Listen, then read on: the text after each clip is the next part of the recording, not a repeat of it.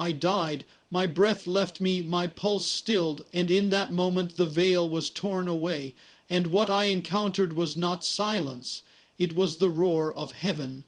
In that place beyond the grave, Jesus revealed to me a mystery hidden in plain sight, a mystery the church has often dismissed, misunderstood, or even feared.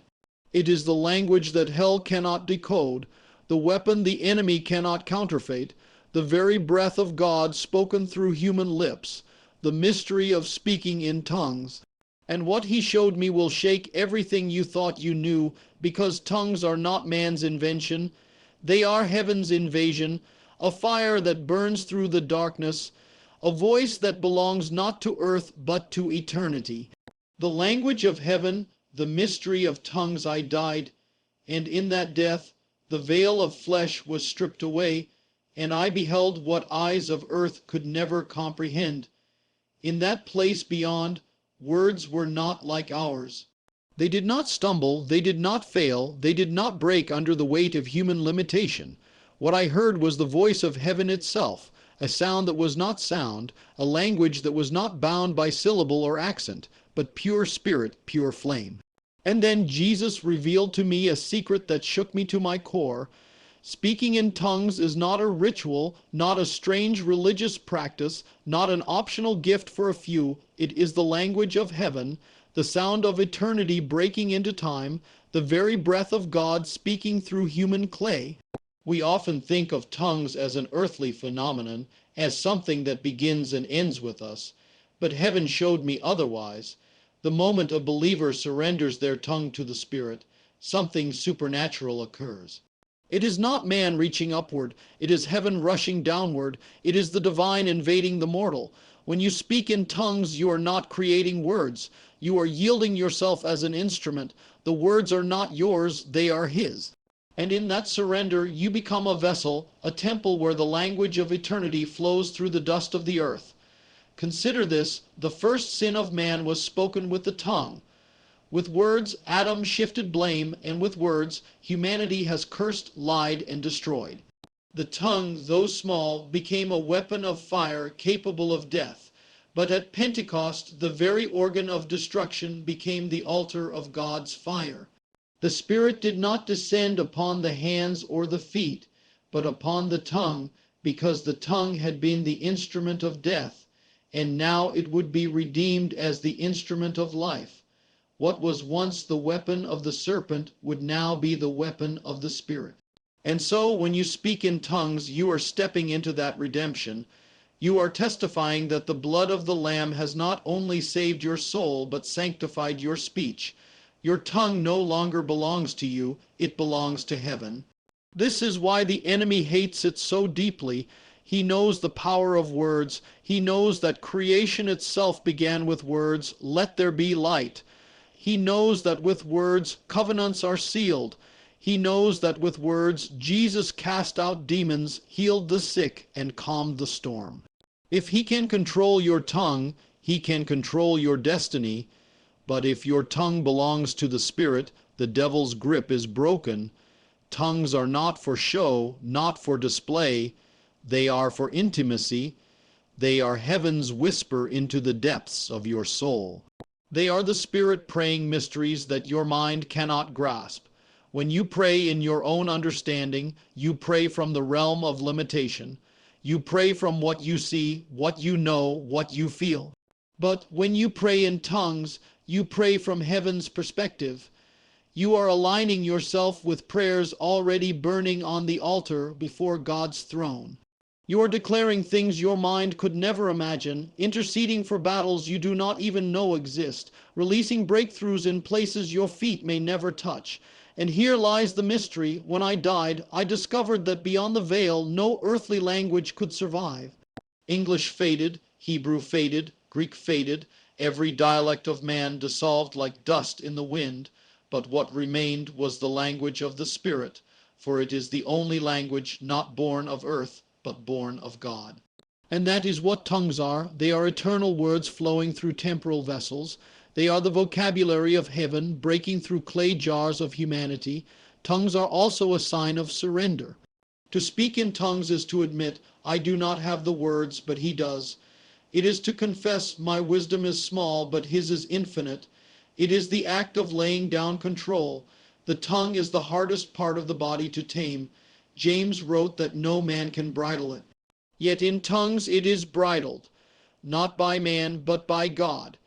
In that moment, the most untamable part of you becomes the dwelling place of his Spirit. When I stood in eternity, Jesus showed me something that pierced me like fire. He said, what men call strange, heaven calls sacred. What the church neglects, the angels marvel at. What the enemy despises most, my bride treats as optional. And in that moment, I understood why there is such resistance, such controversy, such confusion about tongues. Because if the church ever truly grasped its power, hell would tremble. If believers understood that every word in tongues shakes the unseen realm, tears down strongholds, and pierces the darkness, Satan's last defense would be shattered. The language of heaven is not merely for the apostles, not merely for the early church, not merely for those gifted. It is for every believer who has surrendered to the Spirit. It is the Father's desire to speak through his children. And the revelation shook me because I realized how many of us have lived beneath our inheritance, silencing what heaven longs to release.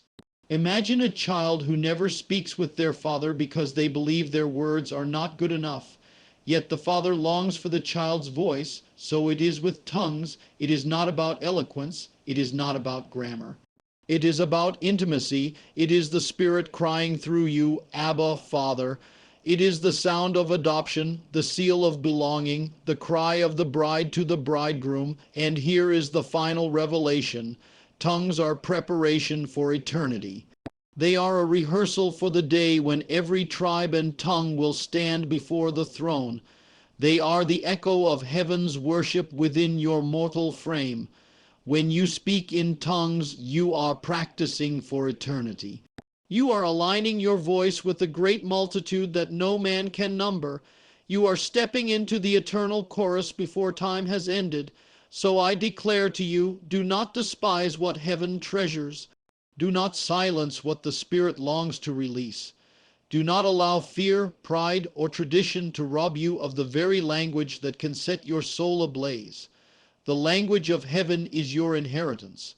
It is the voice of eternity, the whisper of the Spirit, the weapon of warfare, the fire upon the altar. And when you yield to it, you are no longer speaking as earth speaks. You are speaking as heaven speaks, for I died, and I returned with this revelation. The tongues of men fade, but the tongues of the Spirit endure forever. The mystery of death and revelation, tongues beyond the veil I died. My heart ceased, the rhythm of breath broke, and the cold silence of mortality wrapped itself around me. Yet in that silence I discovered a sound greater than life itself.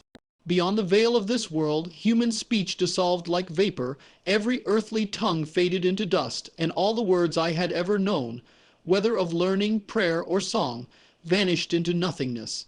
And in that place Jesus revealed a mystery, that tongues are not a strange addition to faith, not a side practice for the spiritual elite, but a reflection of the language that endures when death has stripped everything else away. Tongues are heaven's voice in mortal flesh, a foretaste of the other side of eternity. We spend our lives bound by words. We speak in the dialect of our nation, the language of our upbringing, the expressions of our culture. But death has no regard for earthly tongues. It strips them all away. English will not pass the veil. Arabic will not pass the veil. Chinese, Greek, Hebrew, all of them are earthly. They belong to the dust, and like the dust, they will return to the ground. But what does not fade is the voice of the Spirit, and that is what speaking in tongues is, heaven's eternal sound carried in clay jars. It is the language that outlives death, the speech of the kingdom that cannot be shaken. In that moment, I understood why Paul called it a mystery. To the mind, it seems foolish. To the flesh, it seems strange. To the skeptic, it seems unnecessary. But to the Spirit, it is everything. It is eternity breaking into time.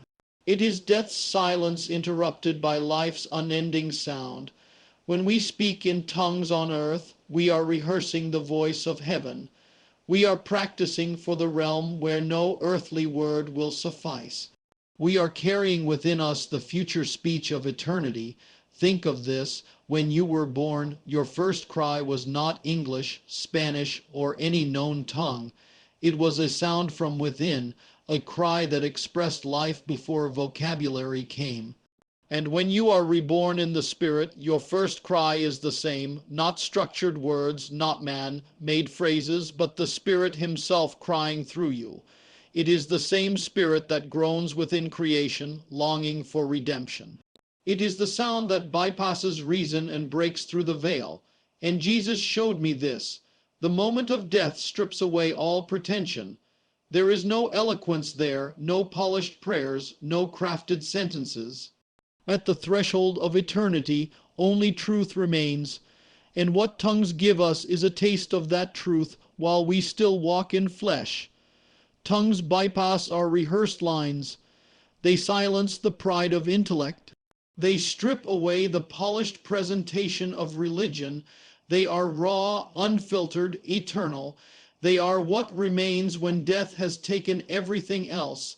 I saw that many in the church dismiss tongues because they cannot understand it. But that is the point. It was never meant for the understanding of man. It is meant to bypass the understanding of man. Your earthly mind cannot interpret heaven's dialect. Your flesh cannot analyze eternity's sound. It is meant to shake you out of control, to humble you, to force you to surrender the one part of yourself you use every day, your speech, and in that surrender, heaven breaks through. When I stood in eternity, I understood that tongues were not given for performance, not for spectacle, not for pride. They were given for survival. For in the unseen war, your words in your own understanding are limited. But when you pray in tongues, you are praying with the weapons of eternity. You are declaring victory in battles you cannot see. You are speaking life into places you cannot reach. You are entering into the language of those who stand before the throne. And Jesus said to me, the tongues of men cannot pass through the grave, but the tongues of my Spirit never die. They are eternal words. That revelation cut me deeply, because I realized how many treat tongues as if they were unnecessary, childish, even embarrassing. Yet in heaven they are sacred. On earth they may sound strange, but in eternity they are familiar. Angels recognize them, demons fear them, heaven receives them, hell dreads them, and then I saw something else. Tongues are a bridge. They connect the realm of mortality to the realm of immortality. They take your fragile frame and connect it to the unshakable throne. They take your temporary body and allow it to echo eternal sound. In tongues, heaven borrows your breath and eternity borrows your voice. You are not just speaking, you are yielding, you are lending your body to God so that His eternal Spirit may speak through you. Death revealed to me how fragile human language is. Every speech we admire, every poem, every song, all will fade, but what is born of the Spirit will not. That is why Paul said, when I pray in tongues, my spirit prays, not my mind, not my culture, not my knowledge, but my spirit. And what is of the Spirit is eternal. The Spirit of God cannot die, and so the language of the Spirit cannot be silenced. In the moment of death, I realized this. Tongues are training. They train you to let go of control. They train you to walk in surrender. They train you to stop trusting in your own understanding. And that is what you will need when you cross the veil. For when death comes, you cannot rely on your strength, your wisdom, or your speech. You can only rely on what is eternal. Tongues prepare you for that surrender now, so you will not fear it then. And this is the shock of the revelation. What we often resist on earth is the very thing that will carry us through eternity. What we treat as strange is heaven's standard. What we neglect is what heaven treasures.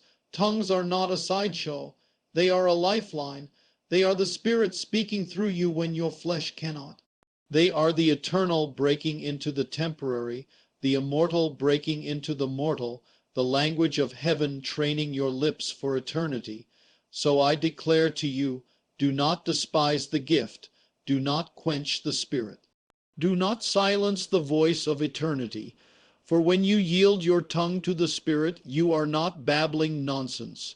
You are joining in the song of heaven, the cry of the saints, the worship of eternity. You are stepping beyond the grave before you ever leave this life. I died, and in death I learned this. Tongues are not strange, they are eternal. They are not the least of gifts, they are the rehearsal of eternity. They are not for the few, they are for the bride. And if you will yield to the Spirit, you will find that in every word spoken beyond your understanding, you are being prepared for the day when earthly speech fades and only the language of heaven remains. The fire that cannot be contained, tongues as heaven's flame I died, and in that death I saw the tongue for what it truly is, the smallest member of the body, yet the greatest weapon of heaven or hell. With it empires are built and destroyed. With it blessings are spoken and curses unleashed. With it we wage wars, make vows, and shape destinies. The tongue has always been a fire. James, the apostle, called it a world of iniquity, setting the whole course of life on fire. And I understood then why, on the day of Pentecost, the Spirit chose the tongue as his altar, for the very thing that had been used to destroy would now become the instrument of creation. The fire of heaven descended not on hands, not on feet, not on eyes, but on tongues.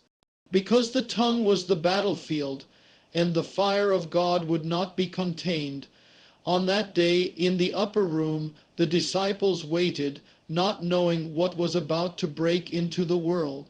Suddenly a sound came from heaven as of a mighty rushing wind, and tongues of fire appeared, resting on each of them. The fire did not consume them, it consumed their tongues, and they began to speak in languages not of earth, words not born of man. It was the reversal of Babel, the undoing of confusion, the redeeming of speech. For at Babel, men used words to build their own tower. At Pentecost, God used words to build his church. At Babel, language divided. At Pentecost, language united. At Babel, words were confused. At Pentecost, words were clarified by fire. This was the revelation. Tongues are fire, not natural fire, but spiritual fire. They burn away pride. They consume fear. They ignite faith. Every time a believer speaks in tongues, the flame that fell at Pentecost burns again. It is the same fire that turned fishermen into apostles, the same fire that broke chains in prisons, the same fire that turned the world upside down. And that fire cannot be contained. I saw this clearly in death. The enemy does not fear the eloquence of men, nor the sophistication of speech, nor the beauty of human rhetoric. He does not tremble at sermons polished with human wisdom. But he shakes at the sound of tongues, because he knows it is fire. He knows it does not come from flesh. He knows it bypasses human frailty. He knows it is spirit speaking spirit, God speaking through man, eternity burning through mortality. And Jesus showed me this mystery. The fire of the tongue once cursed my name, but now the fire of my spirit glorifies it. What was once an altar for demons has become an altar for me. That is what tongues are, God taking back what hell once claimed. When you yield your tongue to the Spirit, you are declaring that your mouth will no longer serve lies, slander, gossip, or fear. It will serve heaven. Your tongue becomes holy ground. It becomes the altar where fire descends again and again. Tongues are the fire of intimacy. When you pray in tongues, your spirit communes with the Spirit of God. It is not a conversation limited by vocabulary, but a flame that burns with love too deep for words. It is the Spirit himself interceding through you with groanings beyond human expression, and this intimacy is fire, for love itself is fire. The Song of Songs says, "Love is strong as death. Its flame is the very flame of the Lord." That flame burns in tongues, where your lips become the place where heaven's love finds voice. Tongues are also the fire of intercession. There are battles you do not see, wars fought over your family, your future, your city, your nation. Your natural prayers cannot touch them, for you do not even know they exist. But when you speak in tongues, the Spirit takes your voice and turns it into fire on the battlefield of the unseen. Demons scatter, chains break, strongholds crumble, not because of your wisdom, but because of his fire. And tongues are the fire of purification. When you yield your speech to God, you are surrendering the part of you most prone to sin. With your tongue, you once spoke bitterness, anger, lust, and fear. But now that same tongue speaks the mysteries of God. Every time you pray in tongues, you are letting the Spirit cleanse the fire of your words. You are training your lips to no longer curse but bless, no longer doubt but declare, no longer complain but worship. But here is what struck me most in eternity. The fire of tongues cannot be contained by man-made walls. It cannot be boxed into denominations, confined to traditions, silenced by skepticism. It will always break through. Just as fire cannot be contained in a vessel too small to hold it, so tongues will always spill out. It spilled out of the upper room into the streets of Jerusalem. It spilled out of prisons with Paul and Silas as they sang at midnight. It spilled out of nations as the gospel spread like wildfire across the world. And it still spills out today. The Spirit whispered to me, "My fire is not bound by their rules. My flame is not limited by their doctrines. Where there is a vessel, I will burn." And I realized that tongues are the evidence of this uncontainable fire. They prove that God still interrupts, still breaks through, still refuses to be silenced. This is why so many resist tongues. Fire is uncontrollable. Fire disrupts. Fire cannot be managed, and tongues are the same. They strip away the dignity of the flesh, the pride of intellect, the comfort of tradition. They make you look foolish to those who do not understand. But that is the point. The wisdom of God is foolishness to man. The fire of God is offensive to the cold, and tongues remind us that this faith is not safe. It is consuming. I saw in death that tongues are not just fire for individuals, but for the church. A church without tongues is like an altar without flame, beautiful but lifeless, ritual without fire, form without power. But when tongues return, fire returns. And when fire returns, holiness comes, miracles come, boldness comes, revival comes. Fire cannot stay hidden. It spreads, and tongues are the spark that lights the flame again and again. So I declare to you, do not quench the Spirit. Do not extinguish the fire. Do not despise the tongues of flame. For every time you speak in tongues, you are declaring that the fire has not gone out. You are declaring that Pentecost is not a story of the past, but a reality of the present. You are declaring that God's fire still burns in clay vessels, still consumes weakness, still shakes nations. I died, and I returned with this revelation. Tongues are not mere words, they are fire, fire that cannot be contained, fire that redeems, fire that purifies, fire that intercedes, fire that spreads. And when you yield your tongue to the Spirit, you are not just praying. You are burning with the flame of heaven. The question is not whether the fire is available. The question is, will you let it burn? The weapon of the unseen battle, tongues as heaven's war cry, I died. And in that death, the veil was lifted from my eyes. What I saw was not only glory, but warfare.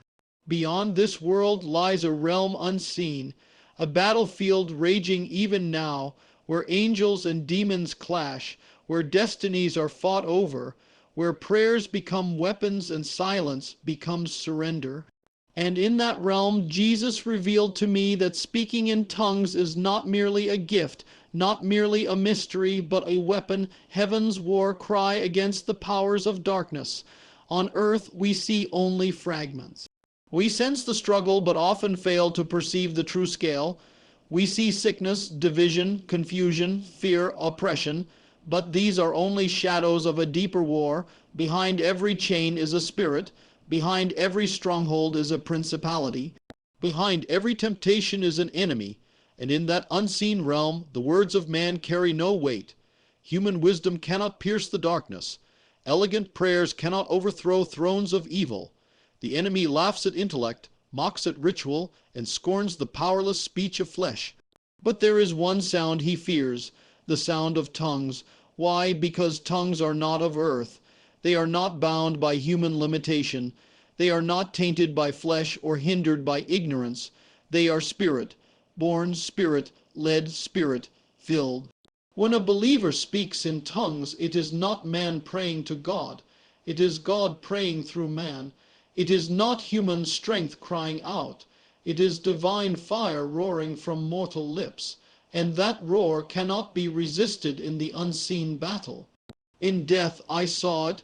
When a believer prayed in tongues, flames erupted in the spirit realm, demons recoiled as if struck by lightning, shackles fell from captives who had no idea someone was interceding for them. Walls of darkness crumbled before words the believer himself did not understand, because it was not his mind speaking. It was the Spirit interceding. The enemy cannot decode it, cannot stop it, cannot corrupt it. It bypasses the enemy's snares. It bypasses the flesh. It bypasses the pride of intellect. It is direct fire from heaven's throne to the battlefield of earth. This is why Paul wrote, "We wrestle not against flesh and blood, but against principalities, powers, rulers of darkness, spiritual wickedness in high places." You cannot fight such enemies with earthly weapons. You cannot reason a demon away. You cannot negotiate with darkness. You cannot outsmart Satan. Flesh cannot defeat spirit. But when you pray in tongues, you are wielding the sword of the Spirit. You are launching missiles the enemy cannot intercept. You are speaking strategies you yourself do not know, but heaven has already designed. Tongues are not weakness. They are warfare. They are the sound of surrender, yes, but also the sound of battle. For when you surrender your tongue, you hand God the weapon he needs to fight through you. It is no longer your words, your prayers, your strength. It is his, and the enemy knows the difference. He knows the sound of man's voice and the sound of God's. He knows the frailty of human cries and the thunder of divine speech. When you speak in tongues, you release the thunder. Jesus showed me this mystery. The enemy does not fear the prayers you understand. He fears the prayers you cannot, because those prayers are not hindered by doubt, unbelief, or self-interest. They come straight from the Spirit, pure and uncorrupted. Your mind may not know what you are saying, but your spirit knows. Heaven knows, the Father knows, and in that moment you are praying the perfect will of God. Not your will, not your desire, not your idea of victory, but his, and his will is undefeatable. Think of a soldier in battle. If he speaks his plans out loud, the enemy overhears and adjusts. But if he speaks in a code the enemy cannot break, his strategy is secure. That is what tongues are, a code the devil cannot crack. He hears the sound, but he does not understand it. He recognizes the fire, but he cannot contain it. He feels the impact, but he cannot stop it. Tongues are heaven's code of war, spoken through the lips of the redeemed. This is why so many believers who walk in tongues experience breakthroughs without even knowing what they prayed for. They prayed in the Spirit and later discovered chains had broken, doors had opened, storms had ceased. Because while their mind was unfruitful, their spirit was on fire. They were fighting battles they did not even know existed, and winning them, and here lies the revelation: the devil has no weapon against tongues.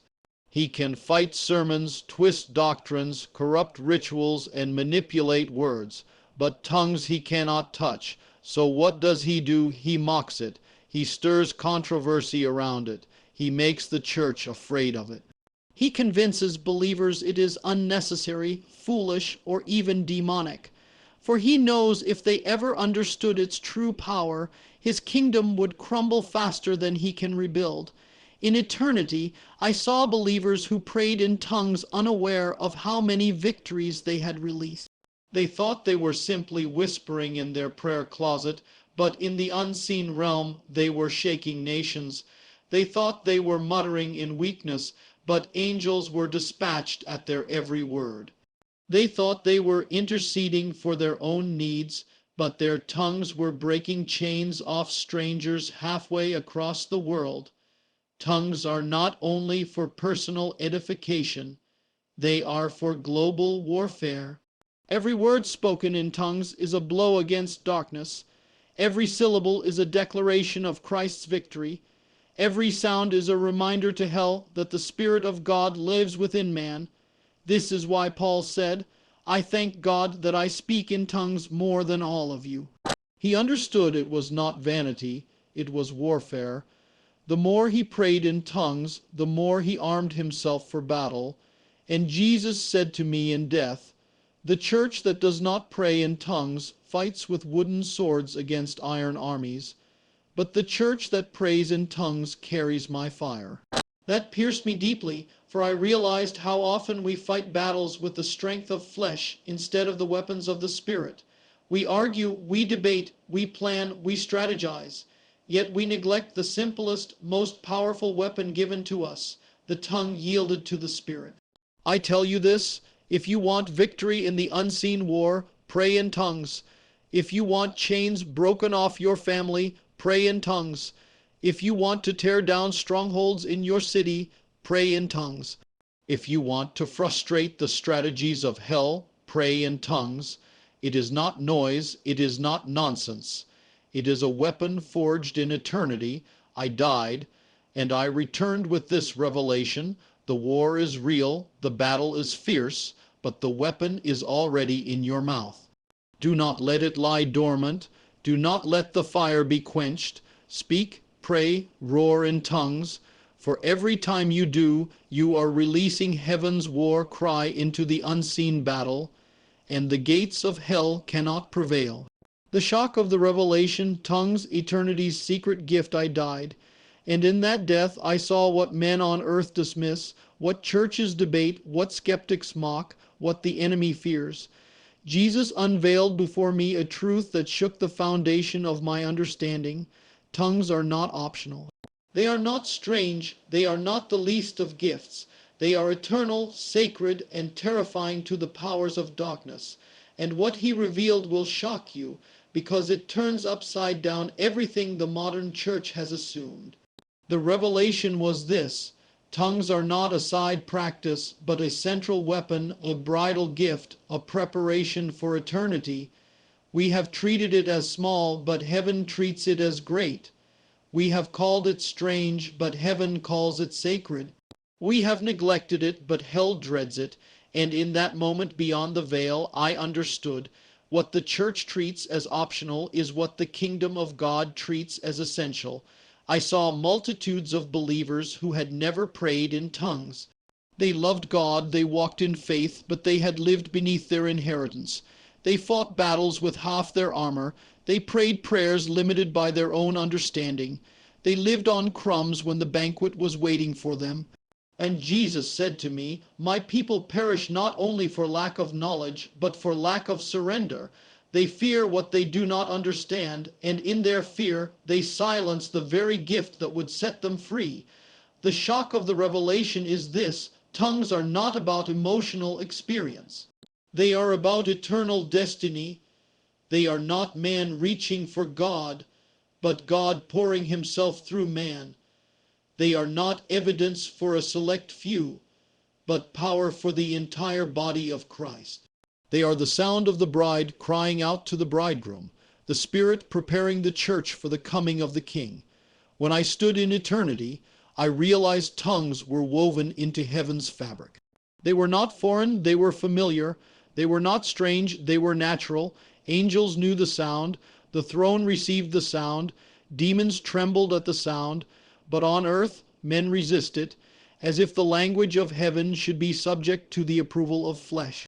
And that is the great deception. The enemy has convinced the church to fear what he fears most. He has caused us to despise the very weapon that overthrows his strongholds. The shock was this: tongues are not merely prayer, they are prophecy. When you pray in tongues, you are declaring things you do not know, but heaven has already decreed. You are prophesying to your future, prophesying to your children, prophesying to nations. Your mind may not understand, but your spirit is releasing decrees that will echo into eternity. Every sound is seed planted in the soil of time that will bear fruit in its season. And in eternity, you will see the harvest of words you never understood but faithfully released. And Jesus said to me, when my people reject tongues, they reject intimacy, they reject power, they reject my fire. That pierced me because I realized it was not just about neglecting a gift. It was about rejecting the giver, for tongues are the Spirit Himself praying through us. To refuse tongues is to say to the Spirit, I do not trust you with my voice. I will only allow you what my mind approves. But the Spirit will not be confined to the approval of flesh. He waits for surrender, and in surrender He floods the tongue with fire. The shock was also this: tongues are a mark of spiritual humility. They are offensive to pride because they cannot be controlled, polished, or understood by intellect. They strip away dignity, strip away control, strip away human pride. They make the scholar sound like a child, the wise sound like a fool, the strong sound weak. And yet that is the point. God has chosen the foolish things to confound the wise, the weak things to shame the strong. Tongues humble the flesh and glorify the spirit. They remind us that salvation was never about our wisdom, but His. And in death, I understood tongues as preparation for the bride. The church is not called to stand timid, but to roar with the Spirit's fire. The bride is not called to whisper timid prayers, but to cry out with heaven's voice. Every time we speak in tongues, we are rehearsing for the day when the Spirit and the bride will say, Come. We are aligning our voices with the cry that will summon the King of Glory. The shock was that tongues are not just for earth. They follow into eternity. Not the syllables themselves, but the fire, the intimacy, the communion. They are training your lips to yield, your heart to surrender, your voice to become one with His. And in eternity, that union continues, not with groanings of weakness, but with songs of glory. And Jesus showed me this warning. The greatest tragedy is not that my people cannot speak in tongues, but that they will not. They close their mouths while heaven waits to fill them. They silence their tongues while hell rejoices. They settle for prayers of earth while the prayers of heaven wait within them. And I wept because I saw how many believers live beneath their inheritance, fighting battles without the fire that has already been given. But here is the hope. The gift is still here. The fire has not gone out. The Spirit still longs to fill the mouths of His people. The weapon is still available. The river is still flowing. All He asks is surrender. Yield your tongue, yield your pride, yield your understanding, and let the Spirit speak. The shock of the revelation is that what seems small is actually great. What seems foolish is actually wise. What seems optional is actually essential. Tongues are not noise. They are power. They are not chaos. They are order from heaven. They are not childish. They are eternal. And once you understand this, you will never again despise the sound of heaven flowing through you. I died, and I return to tell you this. Do not neglect the gift. Do not silence the Spirit. Do not fear the fire. For the very thing you treat as strange is the very thing that will prepare you for the bridegroom's return. Tongues are not man's words to God. They are God's voice through man. And when you surrender, when you yield, when you let the fire flow, you are not just speaking. You are shaking eternity. That is the shock of the revelation, and that is the call. Let the fire fall, let the tongue yield, let heaven speak. For the King is coming, and His bride must learn the language of eternity.